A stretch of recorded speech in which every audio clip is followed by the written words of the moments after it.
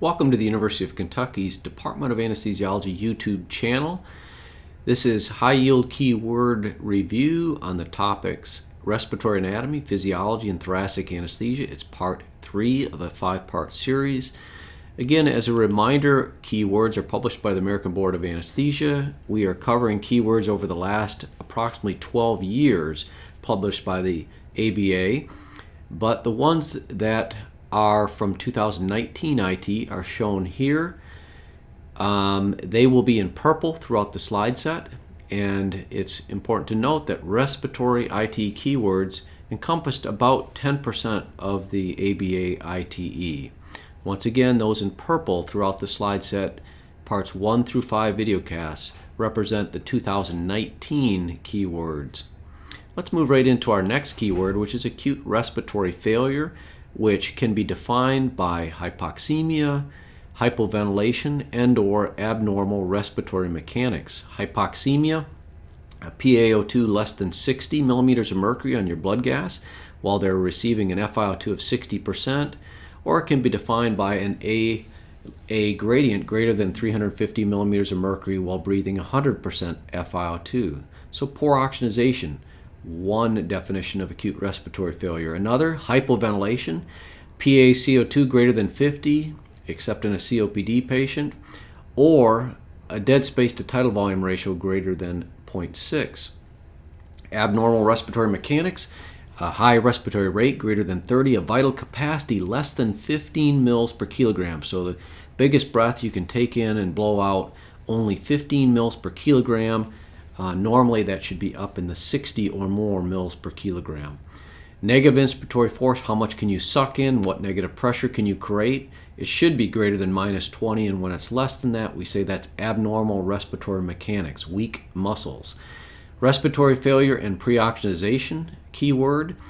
One of the ways to tell while someone is adequately denitrogenated, that is, you've removed the air from their lungs and replaced it with oxygen, is to measure end-tidal oxygen. And when it's greater than 90%, we say, aha, that patient is denitrogenated and they've been breathing 100% oxygen for a certain period of time. You will replace all the air in their lung, which has nitrogen in it, with 100% oxygen. Just because their saturation is going along at 100% does not indicate or guarantee optimal pre-oxygenation. If you add a little pressure support or CPAP during the pre-oxygenation period, especially in an obese patient, this can prolong the period of apnea to desaturation with induction. That is, sometimes I'll put a mask on someone, put it very tight on their face, explain what you're doing. Some of them already use a CPAP and are aware of what it feels like. Turn on some pressure support, and for a couple minutes while I'm pre-oxygenating them, keeping their FRC up such that when they go apneic, they are better pre-oxygenated, and I will make sure that their end-tidal oxygen is greater than 90% at the time of induction and apnea with the drugs administered to induce general anesthesia. Factors that decrease the safe apnea time are the time that a patient can go from totally apneic to desaturation. Some of the things that make that a shorter time is, one, obese patients and pregnant patients because they have a low FRC, or functional residual capacity. FRC is the gas that's in your lung at the end of a normal unforced exhalation. So at the end of a normal tidal volume, you push propofol as someone's being pre-oxygenated, they become apneic, and the gas that's in their lung is their FRC, and they use the oxygen in there during the period of apnea. Obese and pregnancy reduce that. Shunt, increased oxygen consumption. If someone is febrile, they're using more oxygen, and so even if you pre-oxygenate them, their metabolic rate's higher and they're going to use more, and their time to desaturation is going to be decreased. Or if you inadequately pre-oxygenate, as evidenced by an end-tidal oxygen that is less than 90%. Our next keyword has to do with lung ultrasonography and the differential diagnosis of different disorders related to lung ultrasonography. A lines represent normal finding in aerated lung. It is a pleural reverberation. Up at the top, an A line is shown in a graphic form. You have the pleura underneath the ribs, and equidistance is a reverberation artifact that continues on through the lung fields And at the bottom right, there's a graphic of an actual ultrasound showing a pleural line, and then you can see A lines at equidistance after it in the distal far field. So A lines are normal in an aerated lung. You should see those. Lung sliding is also a normal finding, and lung sliding refers to when the pleural line is moving back and forth with each breath. When that is absent, it would suggest pneumothorax. B lines, graphically shown up at the top right, are basically comet tails or rockets. That's what they look like, coming from the pleura in the rib area down. And when there are multiple of them present, it suggests alveolar interstitial process like pulmonary edema or pneumonia, something going on in the lung. And if you have these B lines and you have pleural slide, you would say, that is a lung that's moving air and doesn't have a pneumothorax, because pleural slide is not present in pneumothorax.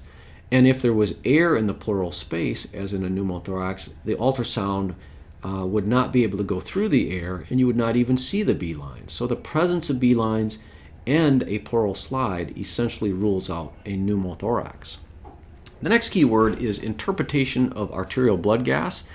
What is measured and what is actually calculated when you send a blood gas to the lab? What is measured is pH and partial pressure of oxygen and partial pressure of CO2. What is calculated is bicarbonate and base excess. How does temperature affect your blood gas? Well, if the patient's cold, there is less kinetic energy of the oxygen and carbon dioxide molecules, and they create less of a partial pressure. So cold reduces PaO2 and reduces PaCO2. If PaCO2 is decreased by cold, that is basically like a respiratory alkalosis, and the pH goes up. So hypothermia can cause an increase in pH. And when someone is on cardiopulmonary bypass at a temperature, let's say from 28 degrees centigrade up to 32 degrees centigrade, which is fairly common, these temperatures can affect our blood gas measurements. When you draw a blood gas, one of the first things that you look at is the pH, and you go, is their pH greater than 7.45? You say that's alkalemia. If the pH is less than 7.35, we say, that's acidemia. And then we say, does the change in carbon dioxide explain what's going on? And the change in PCO2 for every 10 millimeters of mercury should equal 0.08 pH units. So if the CO2 went up 10, the pH should drop 0.08 pH units. And if that occurred, we can say, that's a simple respiratory disturbance. But if that 10 and 0.08 are not present, we say it's a mixed acid-base problem, and we can check our bicarbonate to confirm that. We look at our PaO2, and if there's hypoxemia present, we can calculate our big A minus little a gradient and know that AA gradient is associated with shunt. The next keyword is arterial blood gas anion gap. And anion gap is the difference between cations and anions. And the major cations we talk about are sodium and potassium, and the major anions we talk about are chloride and bicarbonate. Since potassium is relatively low compared to the amount of sodium, we remove potassium from the anion gap equation usually and say the anion sodium, that is the cations sodium, minus the anions, chloride and bicarbonate, are equal to approximately 8 to 16 milliequivalents per liter. That's the AG or anion gap. Albumin can affect the anion gap. It is a major unmeasured anion, negatively charged, and hypoalbuminemia can cause a low anion gap. If you had someone with lactic acidosis where you would expect to see an anion gap, but they're also concomitantly hypoalbuminemic, this may normalize their gap, and you may miss the fact that it's an anion gap acidosis, because hypoalbuminemia lowers the anion gap. Some causes of metabolic acidosis, high anion gap, would be lactate and ketones and alcohol and methanol and aspirin. A normal anion gap would be things like diarrhea and renal tubular acidosis, the use of the drug acetazolamide or Diamox, which is used for acclimatization when you're climbing to high altitude or in glaucoma patients, and occasionally in hyperalimentation. The next key word is strong ion difference, which is somewhat related to anion gap. Strong ion difference is, again, the difference between the positively charged minus the negatively charged cations minus the anions. And the cations, we actually measure sodium, potassium, and calcium and magnesium, minus chloride and lactate, but there's a lot of anions that aren't measured. So the strong ion difference is a positive number, approximately 40, assuming that there is normal albumin levels, because albumin levels affect anion gap and strong ion difference. But for now, let's realize that positively charged minus negatively charged that are measured is usually about 40 milliequivalents per liter. As we mentioned, anion gap can be estimated by the cations, usually just sodium, but occasionally with potassium, minus the anions, chloride and bicarbonate. And we realize that the anion gap is decreased by reductions in plasma albumin, because hypoalbuminemia can actually mask an anion gap metabolic acidosis, as previously stated. Let's move on in this strong ion difference discussion and look at some things that affect the difference between the cations and the anions. The one thing to realize is that we must maintain electrical neutrality in our body. We must have the same number of positively charges as negative charges. So let's look at a patient who has dehydration. They've lost water, and their sodium is, let's say, up in the 150s or even 160 range. They've had a contraction of volume. They've lost water. This is a classic ICU patient who's given a lot of diuretics. Their sodium is high, and with their sodium high, that's a lot of positive charge. And with a lot of positively charged, that means the strong ion difference becomes even greater, so greater than 40. And with chloride loss, such as with NG suctioning, and you're suctioning out hydrogen chloride from the stomach, you're losing an anion. And so the positives minus the negatives even widen, and the strong ion difference becomes greater. Now, things that decrease the strong ion difference, the difference between the positives minus the negatives, the one really a good example, and there's been a lot of keywords around this, is the aggressive administration of large volumes of normal saline. If you give normal saline, 0.9 normal saline to a patient, you realize that it has 154 milliequivalents per liter of sodium and 154 milliequivalents per liter of chloride. That's a lot of chloride in anion. And when you give all of that chloride to a patient in large volumes, let's say you resuscitate someone with 8 to 10 liters of normal saline, their chloride goes up. The strong ion difference becomes less because you've added all of those anions. And you've got to maintain electrical neutrality, so water dissociates to a hydrogen ion to make up electrical neutrality. Hydrogen ion goes up, that's acidosis. So you have hyperchloremic from giving all the chloride, and acidosis from the dissociation of water to hydrogen ion creates the acidosis. And so normal saline in high volumes can give you a hyperchloremic metabolic acidosis. Other things like an increase in unmeasured anions, such as lactate or ketoacids, can also decrease the strong ion difference. Let's go on to the next one. PEEP effects. PEEP is positive end expiratory pressure. At the far right, you can see an airway pressure versus time curve with the peak pressure and the plateau pressure represented, and then it drops down. That pressure, when it drops down, when it's not to zero, we call that positive end expiratory pressure. We often add PEEP to improve oxygenation because it re-expands collapsed alveoli. It actually redistributes lung water from the alveolus into the interstitium between alveolar units. It does not decrease overall lung water. It just redistributes it from the alveolus to the interstitium.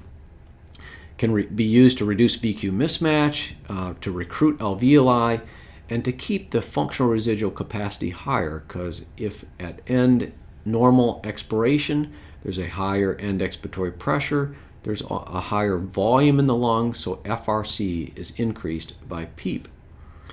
So for a patient with a low PaO2 who's on an FiO2 greater than 60%, we will often add PEEP to improve oxygenation. If you have someone in the recovery room, such as a morbidly obese patient who has obstructive sleep apnea, they often will be using CPAP at home, and it makes sense to add CPAP to them in the recovery room if possible, because CPAP increases functional residual capacity, decreases the work of breathing, and decreases airway obstruction. And that's why I will usually ask my patients with obstructive sleep apnea to bring their CPAP device and apply it to them as quickly as possible in the recovery room after they're awake. PEEP, some of the complications of it, well, if end expiratory pressure is high, thoracic pressure is high, venous return and cardiac output can be reduced. It can cause pneumothorax, burial trauma. If you don't allow enough time for a person to totally exhale, they can stack breaths and get air trapping. This is called auto-PEEP. And pneumothorax and decreased venous return and low cardiac output and hypotension can ensue.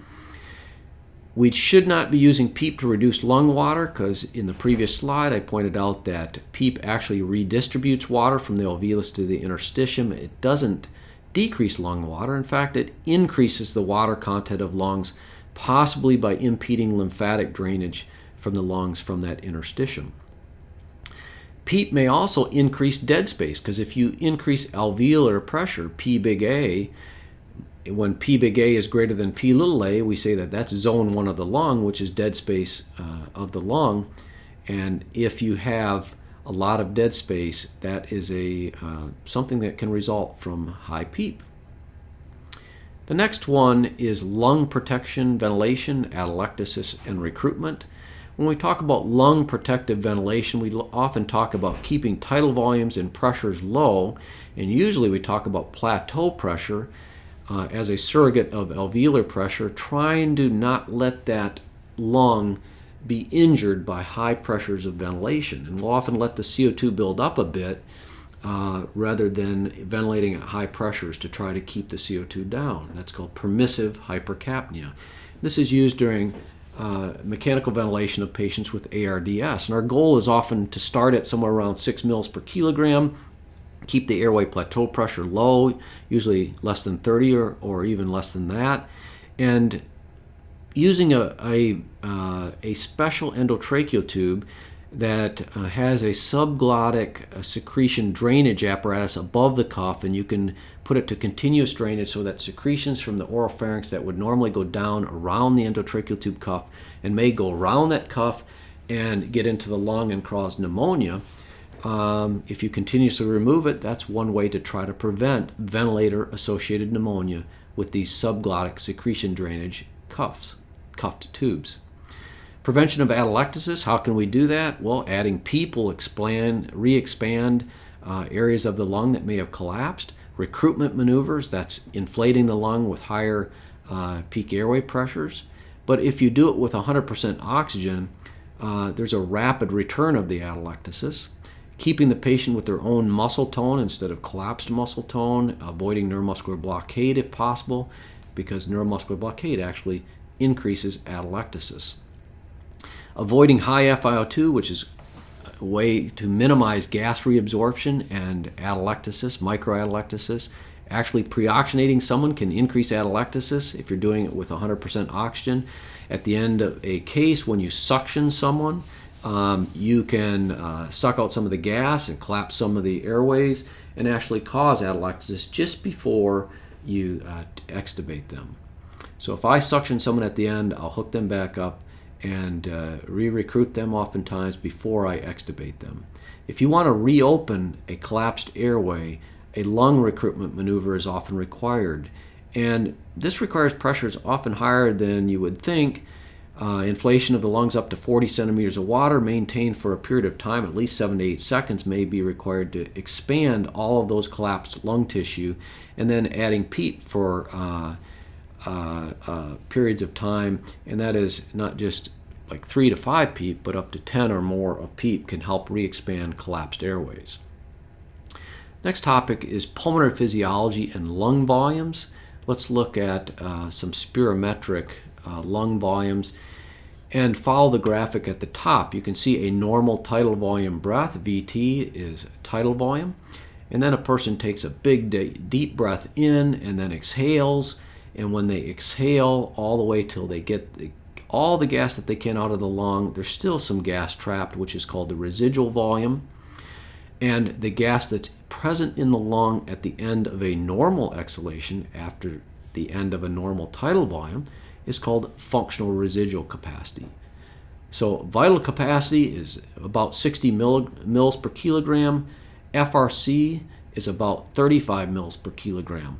So a 70 kilogram person should have about 2.5 liters of functional residual capacity. That's the amount of gas in the lung at the end of a normal expiration, and it's made up of residual volume, which is air that's trapped, plus expiratory reserve volume, which is the gas that you can exhale if you force all the air out at the end of a normal tidal volume. You say, okay, now get the rest that you can get out, and you exhale. That is expiratory reserve volume. We cannot measure residual volume with normal spirometry, so we cannot measure functional residual capacity from normal spirometry. You have to use some specialized tests to measure that trapped gas in the lung residual volume. So FRC cannot be obtained by a normal spirometric test. What changes FRC? It's decreased by obesity and pregnancy and the small lungs present with restrictive lung disease, and it's a little bit less per weight per kilo in infants than in adults. Don't confuse the rapid desaturation in infants from the main mechanism of rapid desaturation, which is because they use more oxygen. Their metabolic rate is 2 or 3 times that of an adult. Even though their FRC is a little bit lower, the main reason why they desaturate rapidly is because of their oxygen use being so high. Now, some things that increase functional residual capacity: someone with obstructive lung disease, well, they have trapped air in their lung, high residual volume, so asthma and COPD. Old age lungs, which tend not to be very elastic and they won't collapse back on themselves, tend to be a high volume lungs, and their FRC is higher. So COPD and old age are associated with a high FRC. We can use pulmonary function tests to differentiate obstructive versus restrictive disease. And we're going to look first at the graphic on the far right, which shows airflow on the y-axis in liters per second and lung volume on the x-axis. And we're going to look at the obstructed patient first, which is the patient, for example, with COPD or asthma or bronchitis. And you can see that the lung volumes are very high in that patient. And the shape of this curve is their expiration. They begin expiring, and the airflow in liters per second is measured, and it peaks and then it falls off. And you can see this in the obstructed patient. It falls off pretty slowly, and that's because they have obstruction to exhalation, and they're operating at very high lung volumes, as opposed to the restricted patient who has low lung volumes, and their flow rates are also lower than a normal patient. So when we put this into numbers and we measure things like FEV1 and FVC, or FEV1 being the forced expiratory volume in 1 second, while FVC being the forced vital capacity, if you have a normal patient, they should be able to expire 80% of the total volume in their lungs in 1 second or less. And so FEV1 over FVC should be greater than 80%. In the restricted patient, however, both FEV1 and FVC are low, and the ratio tends to be above 80%. In the obstructed patient, FEV1 is low. It takes a long time to get gas out, but if you just give them the time, they can get it out. So the ratio of FEV1 to FVC is less than 80%. So FEV1 over FVC can be used to determine, is this obstructive or restrictive, with obstructive being less than 80% and low flow rates of both FEV1 and FVC and a ratio greater than 80% being consistent with restrictive lung disease. One other point is FEF 25-75, which is the middle point, 25 to 75% middle point of the expiratory flows. That, when it's very low, is considered an indicator of small airway disease. Obstructive lung disease we'll look at first. Work of breathing is increased. The lung volumes are huge. This is the patient with COPD. They have air trapped in their lung. So residual volume is up. Their functional residual capacity is up. Their total lung capacity is increased.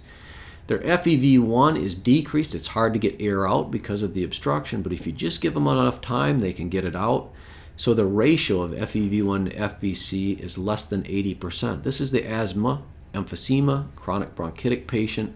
These are the patients that if you don't give them enough expiratory time, for example, IE ratio of like 1 to 3 or sometimes even 1 to 4 or 5 for like lung transplant patients, they can auto PEEP. That is intrinsic PEEP, meaning that there's air still trapped in the lung when the next breath comes in, and then the next breath comes in on top of that. You stack breaths, the pressure rises, venous return goes down, cardiac output goes down, hypotension ensues, and the patient can actually arrest from auto-PEEPing. Restrictive lung disease, the lung compliance is reduced. That is, it's a stiff lung, and they tend to be small lungs, and diffusion capacity for carbon monoxide, which we're going to talk about in a bit, is decreased.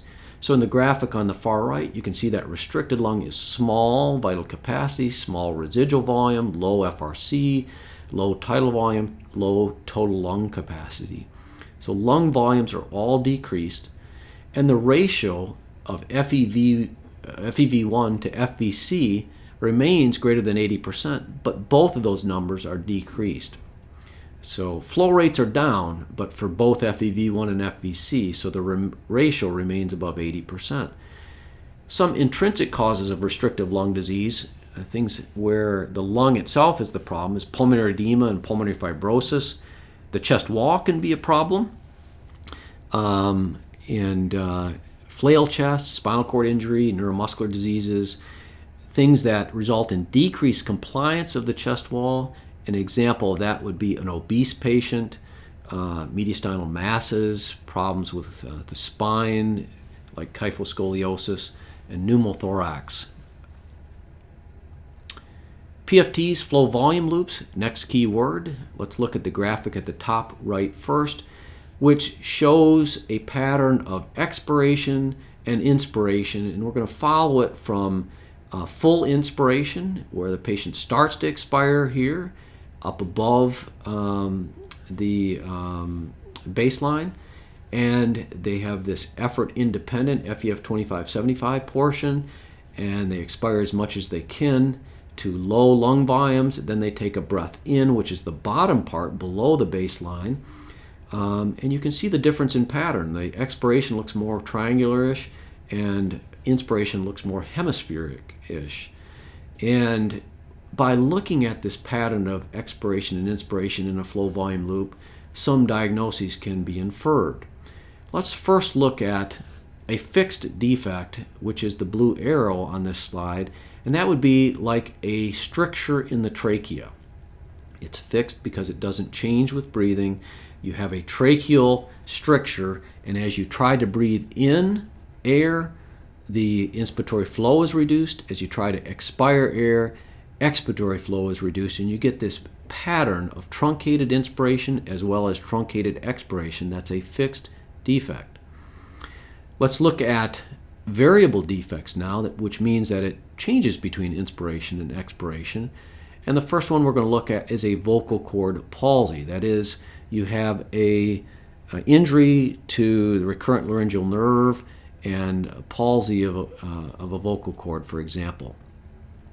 Well, in this case, you can see that as they take a breath out, exhale, It blows the vocal cords apart, and there's no problem with that. But then when they try to take a breath in, the vocal cords get pulled together from that air rushing by it, and it impedes inspiration. That's called a variable, because it's different between inspiration and expiration. Extrathoracic means the pathology is outside the thorax, in this case the vocal cords. And one way to remember this is a mnemonic that I utilize, that if it's extrathoracic, starts with an E, there's a problem with inspiration. So E and I go together.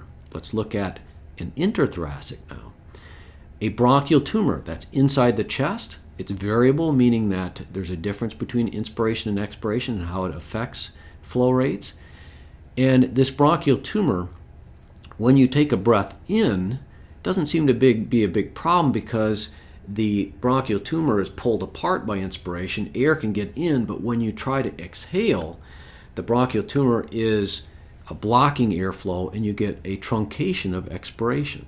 So this interthoracic in the chest tumor pathology causes an expiratory problem. Therefore, the mnemonic IE and EI, if it's an inspiratory problem, then extrathoracic pathology.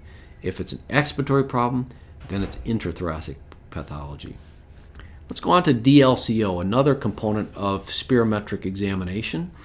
DLCO stands for diffusion lung carbon monoxide, and it's a way to test how gases can diffuse across alveolar capillary membranes using carbon monoxide as the way to trace it. And very dilute concentrations of carbon monoxide are used. A normal DLCO is about 30 mils per minute per millimeter mercury, can go across alveolar membranes, and this is fortunately expressed as a percent of predicted. So on your spirometric exam, you can just look at, is this normal or is this like 20% of normal, rather than looking at an actual number. Things that decrease DLCO are things that result in a loss of lung volume or capillary bed perfusion. And the classic example of this would be if you removed one whole lung, you have reduced lung volume. And up at the top right, you can see that area and thickness are things that factor in to whether a gas can pass through a membrane.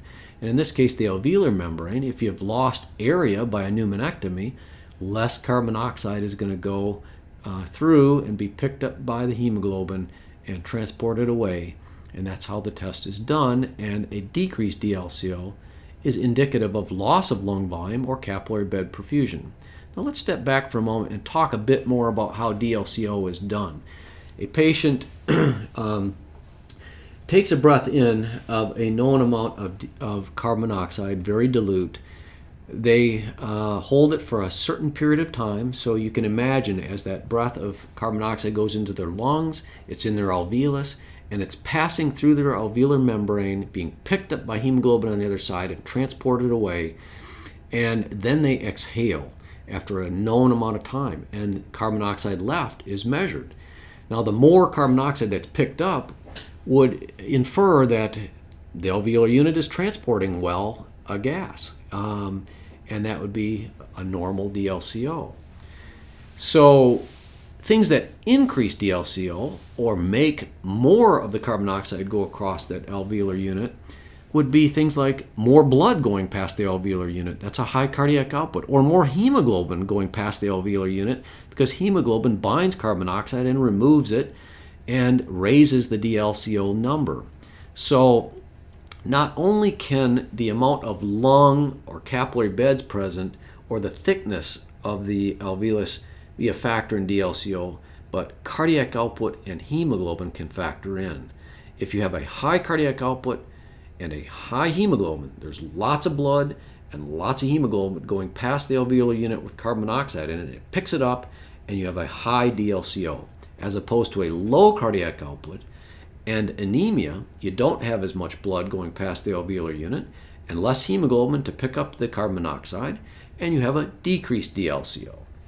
So if your DLCO is low and you have spirometric abnormalities, you can utilize those values to predict what's wrong with this lung. Is it obstructed? Is it restricted? And use it to predict postoperative outcomes like the need for mechanical ventilation. This ends part 3 of a 5-part series of keyword review on the topics respiratory and thoracic, and I hope you have a great day.